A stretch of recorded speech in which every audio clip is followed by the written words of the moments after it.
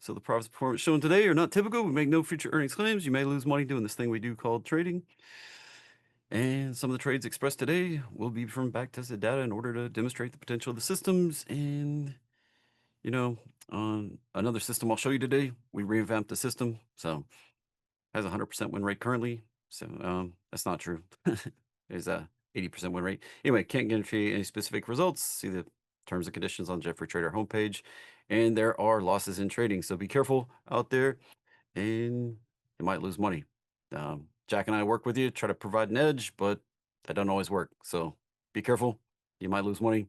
If you can't handle losses, paper trade. Isn't that right, Jack? That is right, my friend.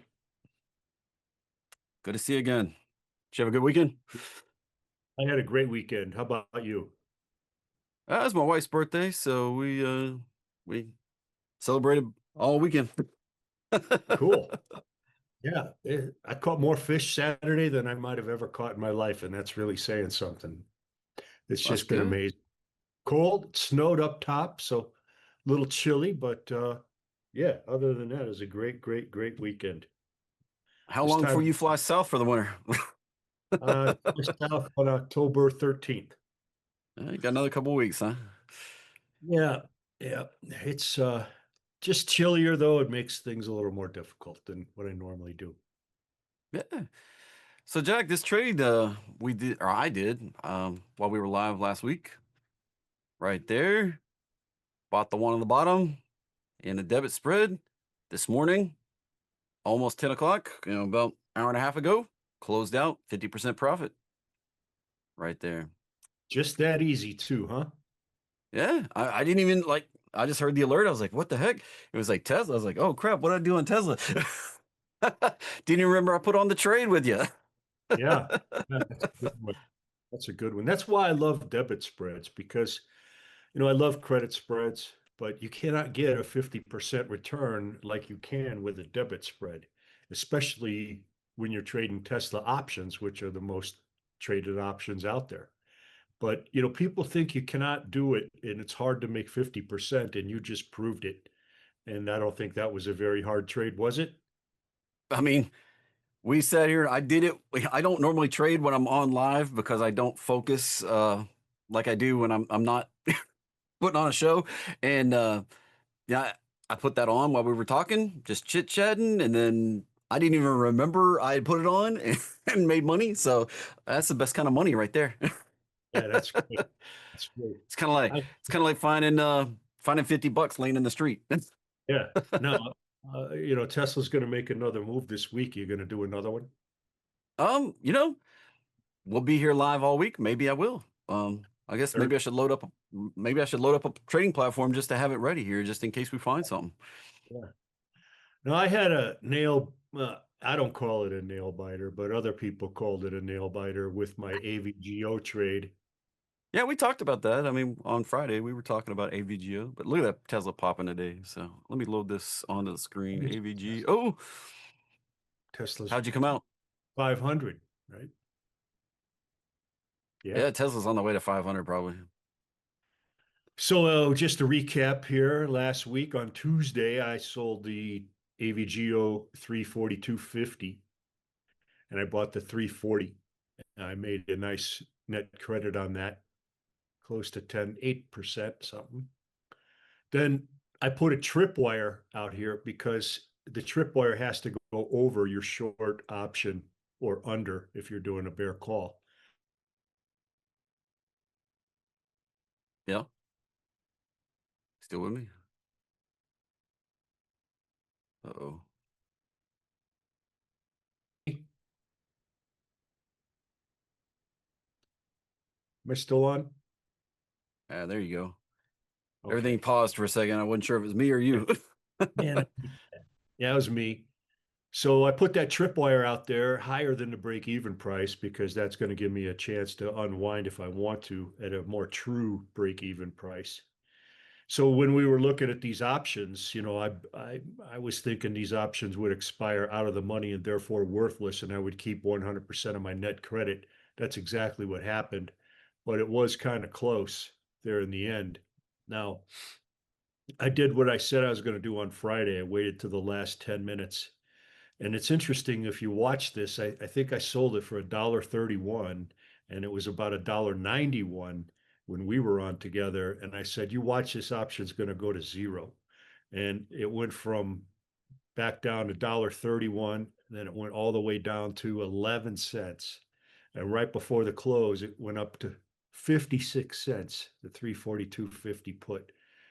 From $1.31 down to 11 cents, up to 56 cents like that, then all the way back down, down to zero. Very, very amazing trade. Did good on that. I'm going to look for another one tomorrow. So that's And how you can that. see, and you Uh, can see this price action right here, right into the close. We had a little dip right down to your strike, and then but it shot right back up. yeah, yeah. That's So a good trade there. running those options right out to the end, trying market makers and other Lots of players trying to rip people. it too. I mean, I never saw an option go from 11 cents to 56 cents that fast.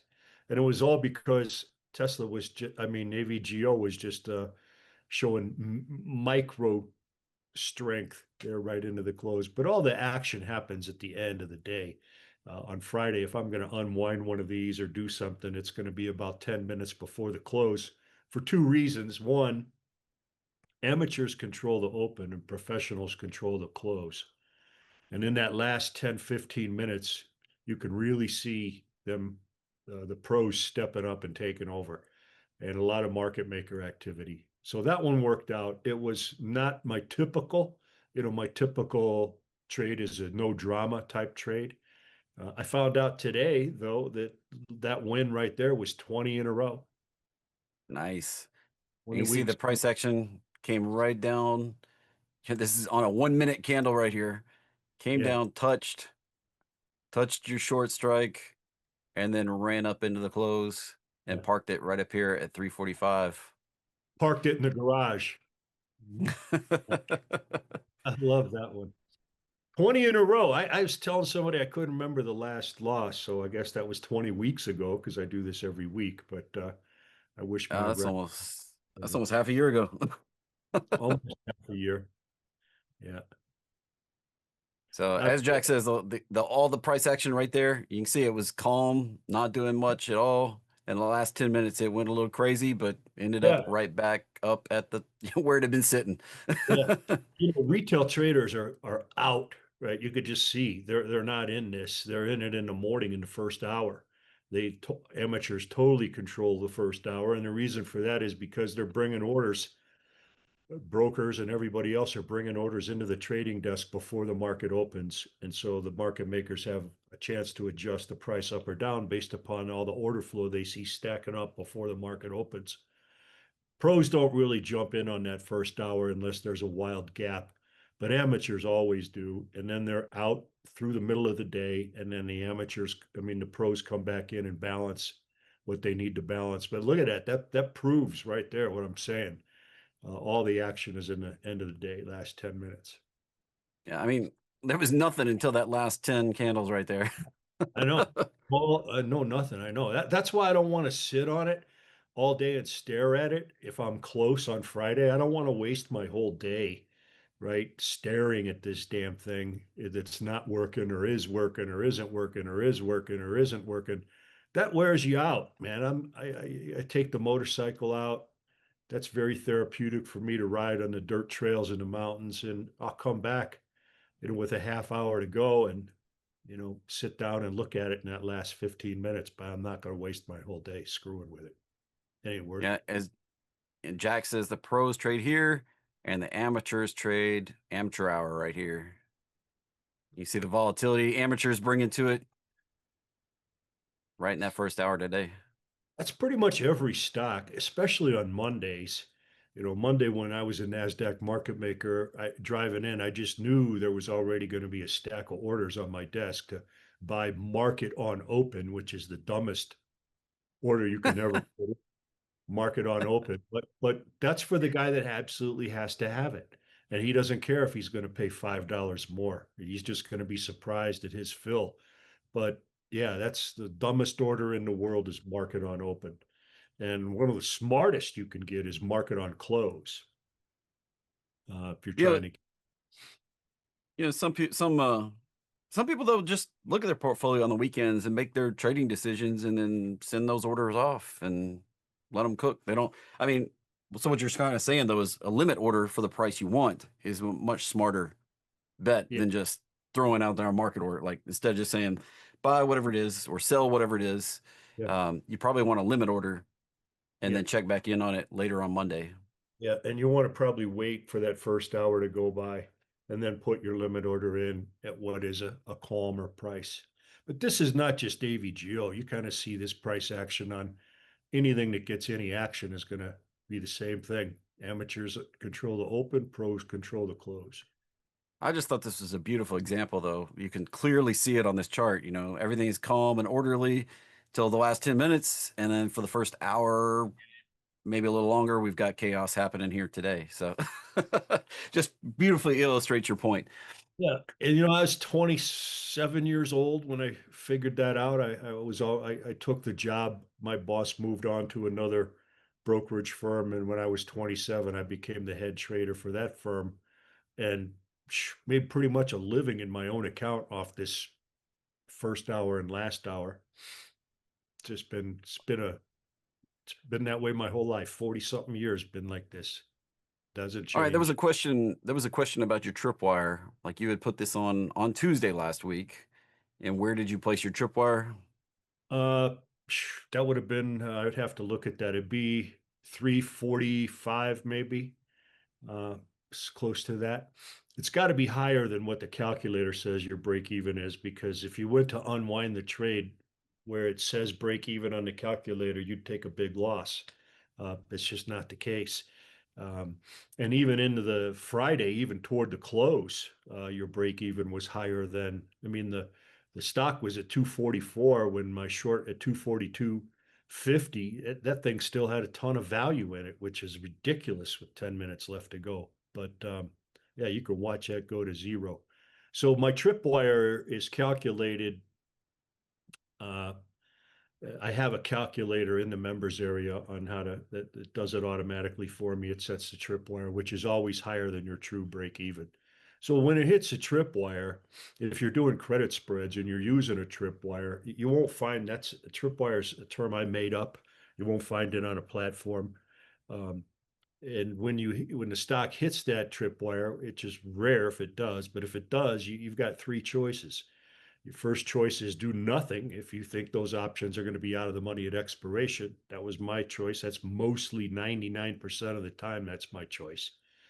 The second choice would be to unwind it at break even. So you might still make a little net credit. You might not lose any. You might make a little. You might lose a little. There's no guarantee on that break even. And then the third choice, which is where you cover your short option and you stay long the long option in the anticipation of the stock breaking down further below both strike prices. Now, when you buy back that short, in this case, if I were to buy back the 342.50, I'd take a big loss on that relative to where I sold to open that option. I'd take a loss. But if that stock were to continue lower and I stayed long the 340, and let's say it went to 336 or 334, that long put at 342 would soar in value and more than make up for what I lost, and possibly even given me a bigger trade. One of the biggest trades we ever had in this strategy was when the trade broke down, and what would have been a normal $1,000 net credit turned into a $13,000 total profit.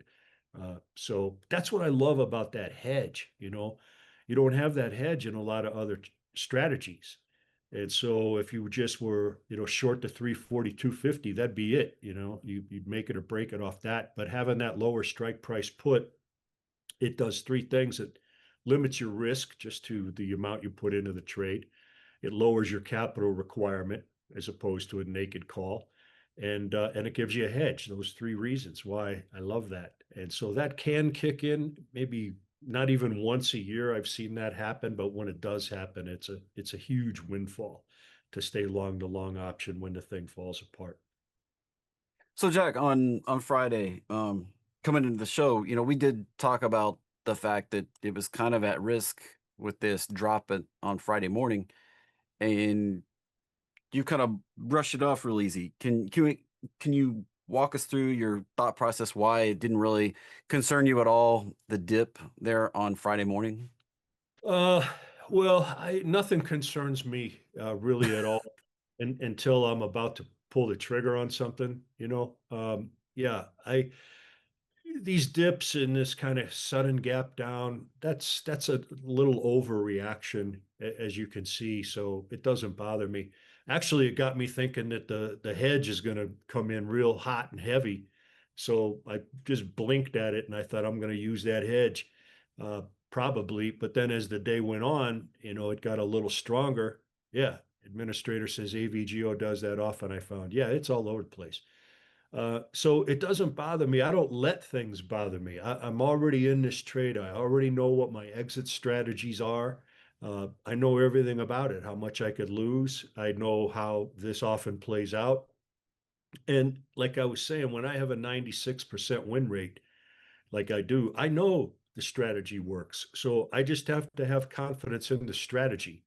That doesn't mean it's going to work 100% of the time. And I'm prepared for the other 4%, the 3% that it doesn't.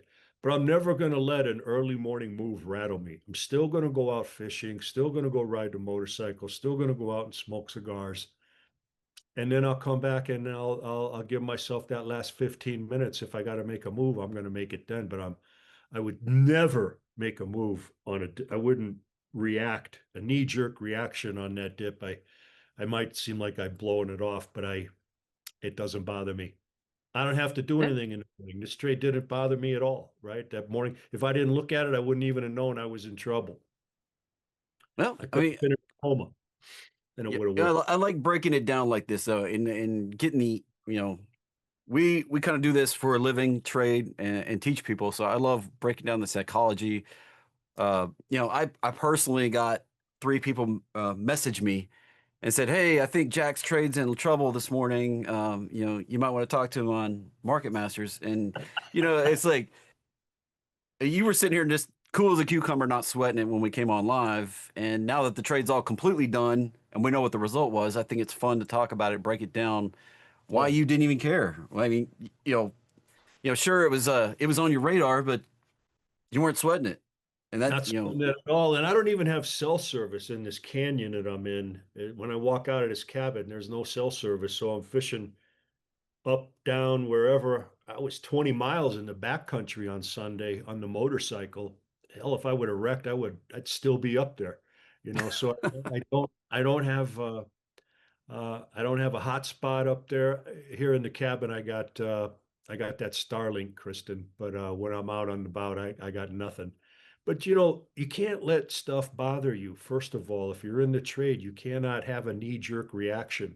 I tell the analogy is I used to box uh, in high school and college and after college. And if you're in the first round and you get a bloody nose, you can't, it had zero. I didn't even know I had a bloody nose till my coach pointed it out and he's wiping it off my face. I didn't know. You're not going to box and not get a bloody nose. You're not going to trade stocks and not get a little whip around. You just cannot you and that's can't. all trading involves a substantial risk of loss. Losses are part of the game. It's what's going to happen. I hate losing probably more than anybody, but I'm not going to let, like I say, a bloody nose before the fight is over. I'm not going to concentrate on my bloody nose. I'm going to concentrate on putting this guy on his back. So, you got to tune out all the nonsense and the noise and just stay with your system. If you got a system that works, just work the system, so that's what I did. I thought these would expire out of the money. I thought it'd be a little stronger and I thought that first opening dip was an overreaction, and the market was kind of strong too. If the broad market was totally red, this would have been an uphill battle. But Yeah. the market was pretty fine and pretty stronger going into the close. So it all worked out by a hair. And it's kind of interesting how this one's kind of bucking the bigger trend out there in the market that, it's showing a little bit of weakness while we're seeing some strength otherwise in the market. Yeah, and then that goes back to that loft that we were talking about, that gap up that it had. If you look at a bigger trend in this thing, a couple months, you'll see that that gap's got to get filled in. And so, and that loft is pretty high. So that's not really normal for me to do that, but this one came up on the cash flow agent, and it's funny that I still mess with that cash flow agent. It does all the picks automatically, but I like to do it myself the longhand way and then see what the cash flow agent suggests. And in this case, it was the exact same Hey, strikes that, yeah, and that's happened 3 times now in a row on this. So yeah. I got the Apple Watch, brother Rob, but I don't wear that because I can't stand it when it's vibrating on my wrist. It tells me it's about to rain in 15 minutes or the noise is too loud in my truck. No shit. I mean, I got loud exhaust and the thing's buzzing and saying, you're in a loud environment. I just want to take the watch off and chuck it. So I do have one of those Apple Watches, Rob Royero, but I don't like it. I prefer I could tell what time it is. I know what time it is just by looking outside. that's great. That's great. All right. Bitcoin taking a step back this morning too, just a little bit. Yeah, baby. And I put out a naked put at 59 this morning on that one. There you go. All the way down here at support, basically. My support line. So 12% my expires October 31st. Halloween, I'll be dressed up as Count Jacula. So don't be surprised when you see me out here. We gotta wear our costumes, right? I got my I got What my are you Santa gonna hat be? ready already. I'm talking about Halloween. What are you gonna be for Halloween? Hey, I might be Santa Claus, yeah. Really? Oh, We'll see, we'll see. I I'll don't still know. I trick or treating, mostly tricking. So when I look at this, I have to warn everybody. Elliott Wave wise, and Elliott Wave is a theory of the way the market works based on human, not really sentiment, but like the kind of human behavior. The animalistic, are just like instinctive behavior, and it's a theory of how the market moves in trends and pullbacks. And right now, this has a proportion that fits with that for a correction that might continue deeper. And I feel like I would be remiss if I didn't at least just point it out that this could happen potentially. And that would put the support right down here between 56 and 58 if we get this continuation and complete this pattern where this move down and this second move down are the same size, which happens more often than not. It would put it into this potential right here. And you might actually get those shares at 59, Jack, I would if be this played out. gifted. I would be gifted the shares at 59. There you go.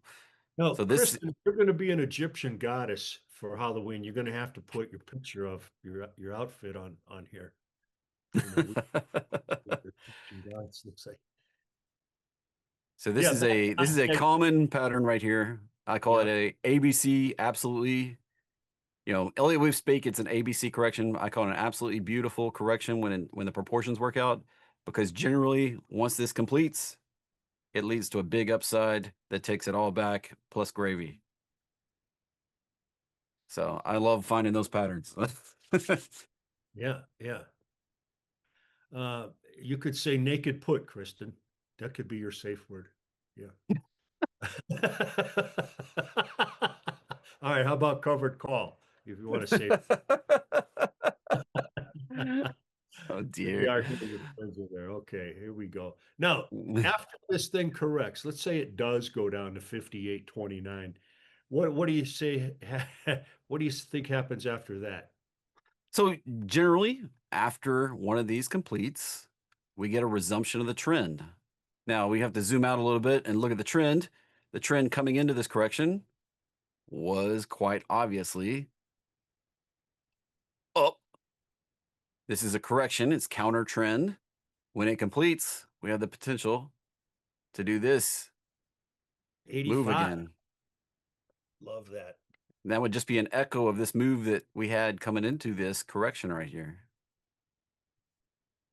And, Echo Trades was my first product that I launched out to the public. It's very, like Jack talks about it being very intensive to find those trades for like AVGO before the tools were built for him. Echo Trades, very intensive, used to take me 2, 3, 4 hours to find one of these setups and verify everything. And now I've got tools and stuff that point them out, but, and then some of them I just follow, like this one. If this comes down here, bounces, 71 to 73 would be the probably first resistance that we might have. We might slow down and then get some continuation on higher right there.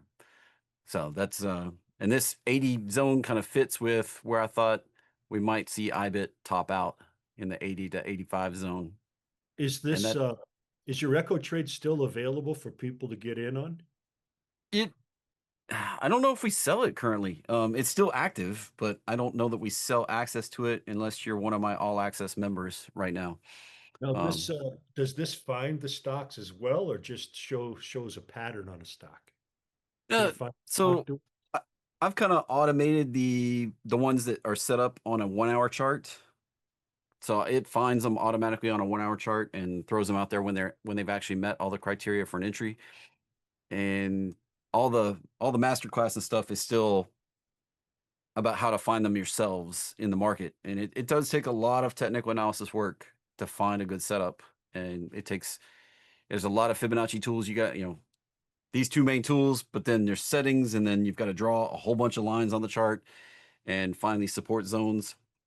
After doing this for a number of years publicly, I've gotten better and better at doing it faster and faster. Plus, I've got the tools I've built in the background. So um, that is available to my VIP members. I'll throw the link in the chat if you have any interest in joining the all access VIP group that I call Termire Trading Lab.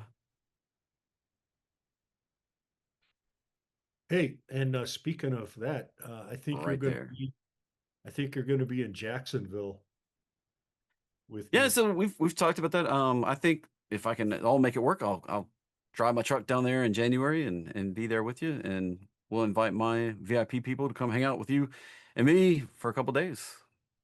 Awesome. We got to get out on the beach out there. Have you ever been to Jacksonville? I've been down there several times. I've not actually really made it out on the beach though. Yeah. Bring your rod and a couple rods. We get down there. Yeah, they always So, book me at where are you guys? they always Where are you book me guys? at the golf course. Yeah. Do you play golf? No. Oh, I hate golf. I got enough frustration in my life without golf. I hate that game. And Jacksonville is all golf. But Kristen says, where are you guys located? Jeffrey's in Knoxville, Tennessee. In the summer, I'm outside of Aspen in this 400 square foot cabin for about 5 or 6 months. And then in October, I go back down to my home in Bonita Springs, Florida. Yeah, And Jack's gonna fly south for the winter. yeah. So we're going to meet, though. We're all over the place, Kristen, but we're going to be together in Jacksonville in the middle or late January, doing our live stuff all day long, live trades, live education. It's going to be amazing. I can't wait. Yeah. And yeah, that'll be fun stuff. And this show right here, Market Masters, is live every day of the week now, Monday through Friday, 11:30 a.m. start time. And we want to make sure that you get registered. So I'm going to throw a SMS registration link in the chat here for everybody. Make sure you put your number in there, get reminders when Jack and I are going live, because we're going to talk about awesome trades and opportunities every single day in the market and go over this stuff ad nauseum until hopefully it's second nature for everybody. So I sold this 59. I got $1.09. Yeah, And that's not a bad sandwich. On margin, that's 12%. That expires on the 31st. got to reload my chart here. It's not letting me pull up the options. Dennis, they haven't given us our days in Jacksonville just yet. But last year I was in there the 23rd and 24th. So I'm guessing it'll be toward the end of January. But it's not something you want to miss. Lance is there, all kind of guys you could tease and make fun of. Uh, Did you do this out to Halloween, you said? took it out to Halloween. And then you The came down to the 59. 59 right there. Yeah, I got $1.09 this morning. So it's running a little richer right now. Little richer. There you go. And And I if don't trip you, over a couple pennies. When I do this, I just pop it. I don't wait for the stock to go up or down, or I don't have a precise entry point. I don't use a lot of precision entry stuff. A funny yeah, story about that. I had a hedge fund buddy in New York I visited one time, and he didn't really trade. He just was like the boss of the outfit. And I was watching some of these guys that he has trading, like 17, 20 guys. And man, they went through some elaborate entry work. I mean, just unbelievable how they had to have this thing do this, that, and the other before they could get in. And I don't do that. I buy and sell pretty much at the market or on a limit. I ain't gonna trip over 5 cents or anything like that. And he says, I go, well, how's that working out? All that precise entry and exit. And he says, Jack, at the end of the day, they're still just guessing. I thought that was funny, because I don't put any effort into my entry at all. If I want to buy it, I buy it at the market. I'm not going to trip over 5 cents or a quarter. that's a great point. People ask me all the time. They're like, "Well, why didn't you get in at a better price if you know like sometimes how to do that or whatever?" It's like, well, usually I have to get in, and then if I'm putting out the trade, I've got to get all of you in, and you know, the fact that it might be a better entry, that just proves that I can still make money and you can follow along, potentially get a better entry and make more money. I can get horrible fills and still make money. So you should be able to do it even better if you can chase better entries and better exits. And to me, that's just been a thing. If I can prove I can make money and get horrible fills and stuff like that, then followers should be able to do even better. If you just apply the stuff I teach you. I So never pick the top or the bottom. I don't believe anybody that tells you they can do that can do that. I leave a lot of money on the table. A lot of times I get out of a stock, it goes higher. That's called leaving money on the table. I do that all the time. I don't pick tops. If I'm happy with the profit I got on a directional trade, I just get out. I don't try to think this thing has to go for a double or whatever. If it goes up 20% and stalls out, I'm out. yeah, and I do pick targets, and I get lucky a lot on my targets, as you've said. It's kind of funny sometimes, but I go for the targets though. When I get to my target, usually I'm out. I'm not like, maybe it could get another dollar, or like I don't play that game. So, but it does give members that sit there and watch the charts and jump down to the 1 minute chart for the very best opportunity. If you have that kind of time and that kind of patience and that kind of expertise at trading price action, great. Most of the time, I'm out moving on to the next thing because this market is a waterfall of opportunity. Like 12,000 things to trade every day. Without even getting into the cryptos, it's got 20 million of those. So um, there's just tons of opportunity. And why be a douchebag for a tick if you can just move on and make your tick somewhere else? Yeah. That's right. Yeah. So. Minister says I always go out early, stocks off and rip higher after I get out. Yeah, that happens. It's no big deal. But remember, the best part about trading is taking a profit, bar none. That's just it. The best part is taking a profit. So that's that. Yeah, and Jack, I'm speaking of that, on my I took a couple losses last week, rolling stuff forward here. And but what I did was I moved all those losses into future gains pretty much right there. And this IBIT, there was my short put I sold, trying to accumulate more, just went out for 100% profit. They wouldn't even let me close it early. They were keeping money in that thing right up to the end. So I just was like, fine, I'll just take the full profit. Cool. So I'm still sitting on 100 shares. They paid me $72 for the privilege of, me committing to buy more at 64.50, which I didn't do. So So crazy. You're getting paid for a promise. The promise is you promise to buy the stock if it hits your price, right? So you Yep. get to put that in as a conditional offer. The condition is I'll buy IBIT, but only at 64.50. And I want to get paid now because of the obligation I'm going to give you. That to me is just so crazy that you get paid up front. I keep saying I think it makes more sense if you got paid at expiration if you were right. But to get paid up front and be able to hold on to the money if you're right or wrong at the end is a tremendous advantage. Well, really, you're just, taking the opposite side of some poor put buyer that thought this thing was going to plummet out, and they spent $72, and you happily, or I happily collected their $72. They were making a bet that Bitcoin was going to plummet to the abyss, and I was like, fine, I'll buy the shares at 64.50 if it does, and You it know, didn't, and I just got paid. you get paid off other people's risky bets. That's what selling a put is, right? People are taking all Yep. kind of risk buying, they're buying that risk. Okay. You get paid to take the risk, and you're just saying, I'll buy it if it hits 64.50. I want to get paid now. If it doesn't hit 64.50, I'm still going to get paid. That's a Yeah. great proposition. That is a great business to be in. And we do this over and over and over. And these other plays I did, like on Dollar Tree, I rolled that forward for 80 cents more credit.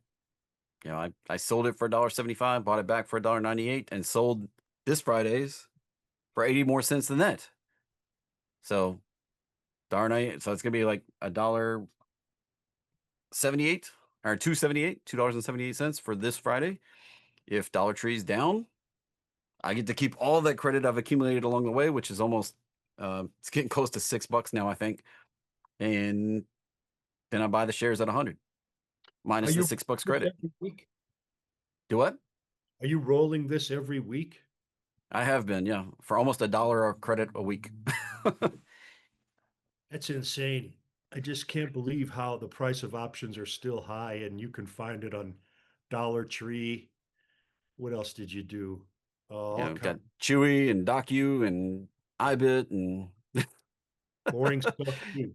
Gap, we you look get yeah, we you look get down through here. I've got, Gap what in here, outfit. DJT, Yeah, that's a yeah, boring Akamai. world. Urban Outfitters. I've got all these stocks I just keep doing, keep hitting. I've got some Chipotle I'm doing. Occasionally I grab some exciting stuff like Tesla, but Rocket Lab, but Alcoa in here. Yeah, how boring is Alcoa? I don't. It doesn't get more boring. Just aluminum. Look at that. Look at that. $240 for a week right there on Alcoa at the right time, right price, right opportunity. On a So, naked foot, and that wouldn't be a bad stock to own, right? Pays a yeah. dividend. Yeah, that's the whole point. Like I wouldn't mind owning these things, but they've got to dip down to the price I want to pay or want to get it. I did 8 contracts, got paid 31 cents per contract, ended up being $240. I never had to take the shares. Awesome. Administrator says we need to do a session on dividends. We should do that this week. Yeah, we can talk some dividends this week. And we'll Like be here every day. So one of my favorite strategies in the world, dividends. yeah, if you guys have topics you want us to cover and talk about, let us know in the chat. We will put it on the list. Yeah, Yeah, we're I'd live love, every love, day. love to do a dividend session. It would take us about an hour. 80% of my own money is in dividend stocks, just so you know. A big chunk in cash, T-bill, but a lot of dividends. I want to get that. It's about 6,000 a month in dividends. I'd love to have that up to 10. That's the lowest tax rate you can get, 15%. And the thing I love about dividends, I don't want to get too started on it, but we talk about a market correction or total on market crash or whatever, but a stock like McDonald's can go from 300 to 3 and it's still going to pay the dividend. So that's why I don't worry about it at all. And I reinvest those dividends every time I get paid. So we'll save all that for a full blown dividend session, Kristen. We can't do it now. We only got a little time left, but we'll do it maybe Wednesday. Yeah, but one of these stable pairs of dividends like Bill or T-bill or PAAA. T-bill pays monthly and Yeah. it's paying 4.5%. I don't look at it all the time, but you can reinvest this dividend as well and buy more T-bill every month. You got a big position in that. It throws off a lot of cash. Yeah, it's paying 5 point. Oh no, no, Well, it this is. is this is P triple A, which is AAA collateralized loans. That's awesome And then because I don't think there's ever been a default on that, has there? no, never a default. And this is another one that you can do. The PAA was public collateralized loans. These are some private collateralized loans right here, JAAA, and it pays about 5.62%. Very stable. Never a default in the history. Every time it dips, it comes right back. And it's interesting stuff, I think. You were talking about T-bill, which here you go. You can see the monthly dips right there. That one pays about 4.3. And there's bill. And we'll talk more about this. And this one pays 4.3. Little different time frame. And the manager's different between these all, risk profiles slightly different, interest a little different, management fees. We'll talk about all the caveats, won't we, Jack? We will. And you should know that this is considered the risk-free rate of money, whatever a T-bill is paying. So currently the market is paying 4.32% risk-free. That's how you look at it. So if you want to take on risk, how much more risk do you have to take than a T-bill to get, say, 8% or more, right? Yeah. But And that's I what we're mean, looking at, risk-free rate of money. Yeah, administrator, we're going to lay all that out on, we'll probably do it Wednesday. We'll talk about dividends. Uh, and when you look at it like this, you're like, oh, geez, this thing takes a big step back. But on charts like this, you have to click the adjust button to adjust for the dividend. And you can see this thing just rocks and rolls straight up. It's great. You can sell this thing anytime during the day and it's liquid. You can move that money. I move it from Schwab to JP Morgan when I need some over there for something. It's immediately liquid, uh, no commission. It's just really good. Now, Andrew, we don't get Oh, too much high paying percentages on these dividends, and I'll tell you why. On Wednesday, if we do it on Wednesday, I'll tell you why I avoid the high percentages and how to really build a killer portfolio.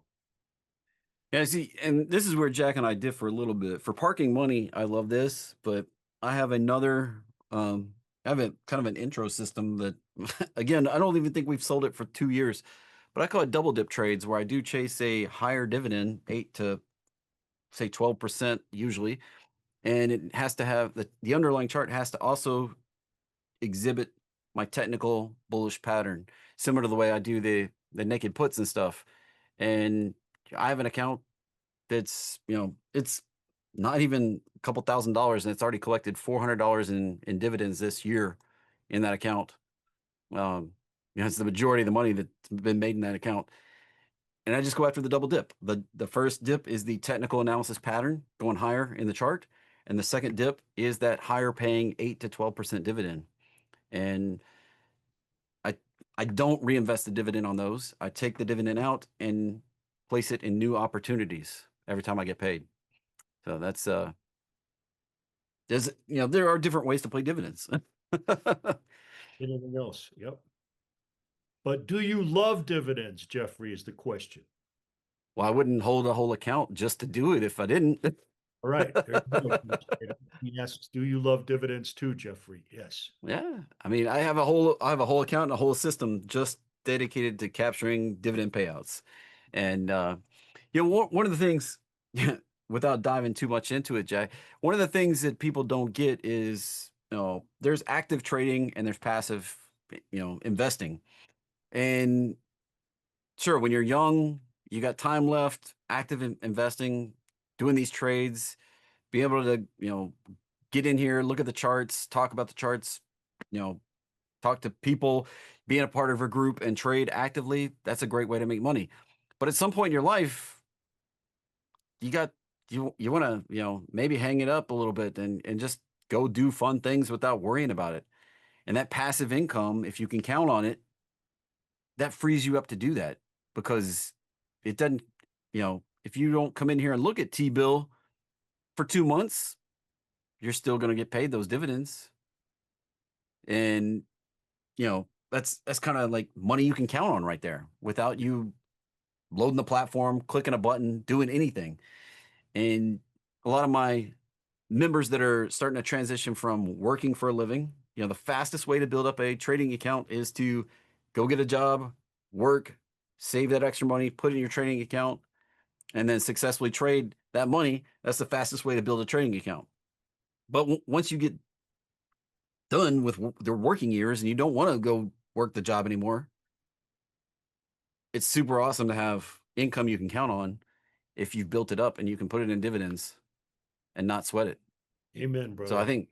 I think that's one of the biggest things in transitioning from those working years to those fun years where you don't have to sweat it and work and all those things.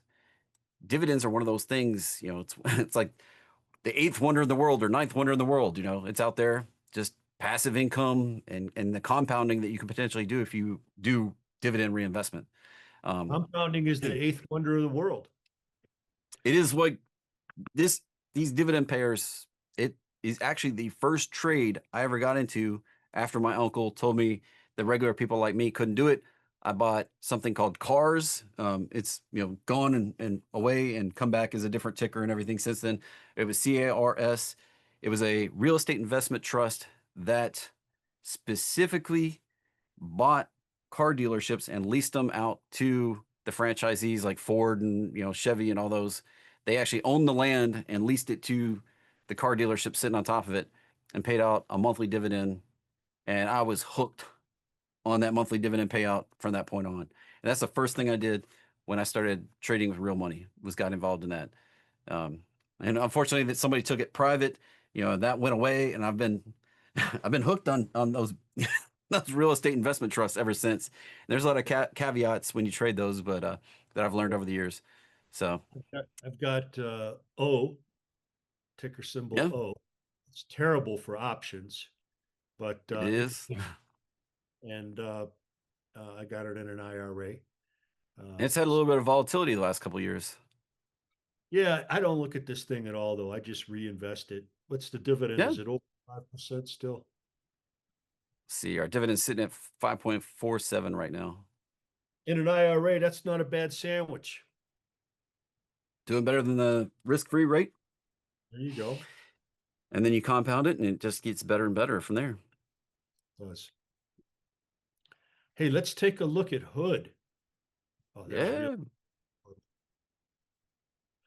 I'm really digging this Hood, man. We had, I think, 104 naked put on it last week, which That now paid out. be way too low. Yeah, but Yeah, we got that that happened. nice pop last week. Yeah, it just ran away from me. That last Monday, where was it last Monday? Last Monday, Last roll Monday back here. Oh, right, was like right there, the 110. 15th. Yeah, And that, that's let's see, the that's high was fine. 115, the low was 112 Yeah, and I on sold the Monday. four, so I was out a little bit, and then it just ripped, and now it looks like I should have sold a higher strike put. But in hindsight, at the time, I was comfortable with it. If Hood dropped, I would be gifted the shares again. But this thing, it continues to get away from me. I wanted to get a couple hundred, maybe 1,000 shares, and I took a little nibble at 55, and then it just kept going, and I just been adding to it, and I've never had a naked put assigned to me on Hood. Uh, and this thing has been a monster for covered calls as well. Just unbelievable. So yeah, it's got everything going. Once you have this trend in place, you can do the triple crown: naked puts, covered calls, and credit spreads.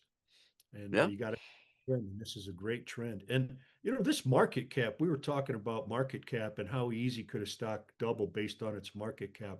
This only 110 billion. Schwab has 128 billion market cap. This thing can double easy from here. Yeah. 110 market cap. You look at something, let me get my mouse back over here. Like Morgan Stanley. We look at the market cap over here. This is double Morgan Stanley. I mean, that's E-Trade right there. No. Morgan Stanley owns E-Trade. We're just talking about 255 billion right there. So that's a double for Robinhood just to catch up to Morgan Stanley.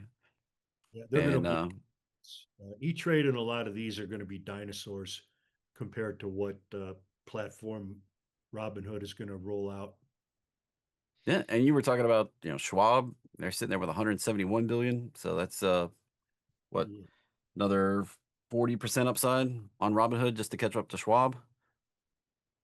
yeah, amazing. Schwab really laid an egg here, and a lot of these online brokers have. They just running their thing while with zero innovation, while the time that Hood is just rolling out new stuff all the time for their clients to enjoy the platform. They're And embarrassing. then you've got the scrappy one that's trying to play catch up here, Webull, which is a much smaller broker, but they're integrating just as fast as Robinhood. It's just kind of going under the radar a lot too. And they're sitting here with a $6 billion market cap. So if they catch some traction, they've got a long way to go. And it could be an up and comer here that maybe we're talking about in 10 years. But right I don't now, see it. I don't see it. it's But just, then again, Hood was what, $3, 3 to 13, for the longest time. yeah, I don't think this one's going to make it. Weeble. no, you just never know, man. I mean, Robinhood didn't like it was going to pull through. And then all of a sudden, but this one, very quickly could go from this $13 up into this $30 area very quickly with the price pattern that we've got in place right here. And that's that same A, B, C proportion right there. And the difference between this being just a correction and going lower or being more bullish and going higher is just a little bit of fib line action here. How high we push this, and it could be a new Oh, trend. not going to happen. That beta tells you the whole thing. Beta tells Negative beta, yeah. nobody is interested in this stock. This is the definition of dead money. But at the same time, though, like sometimes if you're a Warren Buffett style investor, that's the best place to find Yeah. opportunity for the future. Just point it out there. Always being a contrarian. So overblown. Buffett, he's Uh, taken a beating in that BYD. They talk about all his great wins, but ironically, they just constantly leave out his the losers. losses, yeah. Yeah, Yeah, Oxy is the one that cracks me up. He was in up here, and I don't know. You taking a almost he, he heard the 50% lady haircut. CEO gave him a private presentation, and he said what she said. That's exactly what I would be doing with the money, and I love the way he loves the way she's running Oxy. So he's getting And he 2%. bought here, he bought here, he bought Dead money. here, and he bought He's some live here, out. and then this stock. Yeah, It's nothing been a to great it. investment. There's a lot of those. You just hear about the big winners, but he's got a lot of dogs. So this one, maybe 10, this is one of those things I told people. They were like, oh, Warren Buffett's buying. It's got to be a great deal. It's going to turn around. I was like, wait until the technical pattern confirms that we found a bottom. And I've had this drawn on here for a couple of years now, almost 3 years now. We broke below that support and went way on down to some of my targets here. Now, we have the opportunity to turn this around and make it bullish. But if you bought up here, you're sitting here suffering. You've been suffering for years now. And that's just following somebody that, if you had followed along, you don't have the same information that Buffett has. You don't have the same connections he has. You don't have necessarily the same time horizon he has. That's what he He can sit has. in the he can sit in this baby for 10 years, 20 years until it can actually turn itself around and because of the size investment, he has clout and can help point them in directions to turn the company around. Whereas if you bought 100 shares without even 1,000 or even 10,000 shares, you don't have any clout with the company to do jack's diddly squat. Like they're not Nope. going to listen to you say anything, and Nope. you're just at the whim. So Yeah. He would even lend them money. He loves this company, and he loves to make private loans as well. There's just a lot that you don't see under the surface that he's doing. But yeah, for him, he doesn't care if he's dead. They still own this stock. It's just not.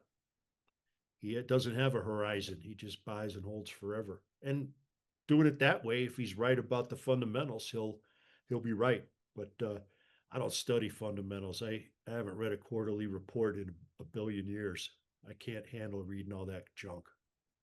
Well, all the numbers are made up anyway, so I think everything you need to know about a stock is reflected in its stock price of what's out there. There's going to be some surprises here and there, like with Intel and Google, but other than that, what's going on is reflected in the price of the stock. Now, that wasn't that way when I started. There was even no internet. The only way you could get a quote was you had to call a broker on a real telephone. Imagine that. Uh, yeah. The real truth though was still price was still the ultimate truth even back then because that's what somebody was willing to pay right then for that stock, and when what somebody was willing to buy and what somebody was willing to sell, and they came together, and that was the true value of that stock, whether you want to believe it or not. And then the volume is the only other truth. How many shares are willing to be transacted at that price. Price and volume. That's the only real two truths in the market. Everything else is kind of made up numbers. and even those are subjective to how you interpret it. My second hedge fund investor that I had for a long time, he made all his money in trucking, but he had a like a business advisor that worked for him and said this is a good deal to get in. You put your money in or that. So he wanted to invest in a hedge fund, and I already had a friend of mine that had another hedge fund. We were going to open a separate one for this guy. And we were talking, and the goal was that we were going to be flat at the end of every day, pretty much just a day trading fund, doing a lot of IPOs, a lot of volume. And we're talking to him, and he's got that real super smart guy with him. We're all in the same room and talking a little bit about the stock market. And this is like 1990, I don't know what it was, mid 90s. And uh, early 90s. And these guys got out of the market entirely when the Dow Jones crossed 3,400. 3,400. Okay. And never got back in. And they're investing in a high flying hedge fund that's day trading like mad, 40, $60 million a day back and forth. And was totally wrong about the market. Thought it was too overvalued when it was at 3,400. They got out, never got back in. And I'm looking at this guy, and it really made me question this so-called smartest guy in the room, his advisor. Like, how the hell could you think the Dow was overvalued at 3,400? And I started to think Oh, maybe I should go to work with these idiots.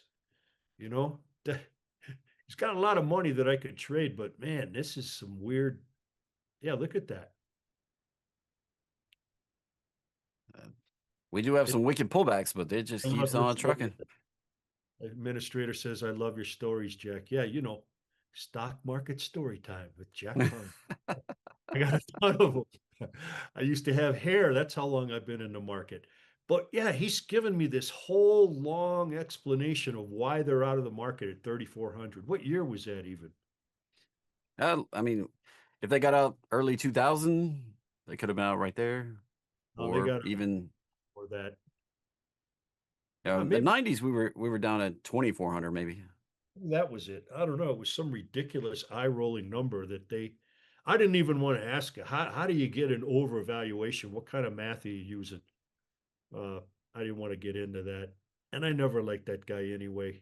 What a pain in the ass he was. I liked the old guy that had the money, but the young, so called smartest guy in the room, he was just a pain. Always somebody, always one guy that's going to drive me nuts.